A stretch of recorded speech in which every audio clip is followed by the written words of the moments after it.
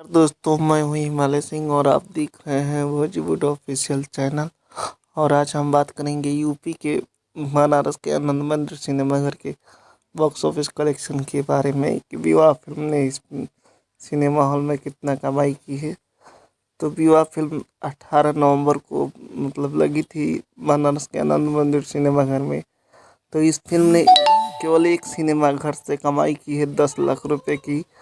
और इस फिल्म में स्टार कास्ट में है प्रदीप पांडे, चिंटू और अक्षरा सिंह की जोड़ी देखने को मिलेगी। और बाकी के स्टार कास्ट की बात करें तो शहर अफसर जैसे बड़े कलाकार और संजय महानंद जैसे बड़े कलाकार देखने को मिलेंगे। और इस फिल्म की कहानी एक पारिवारिक और लव स्टोरी फिल्म है। और इस फिल्म में केवल आनंद मंदिर सिनेमाघर से 10 लाख रुपए की कमाई की है। तो आप लोगों को विवाह 2 फिल्म के यूपी के बॉक्स ऑफिस कलेक्शन का न्यूज़ कैसा लगा कमेंट करके बताइएगा। और हमारे चैनल पे नए हैं तो चैनल को सब्सक्राइब और लाइक और शेयर करिएगा।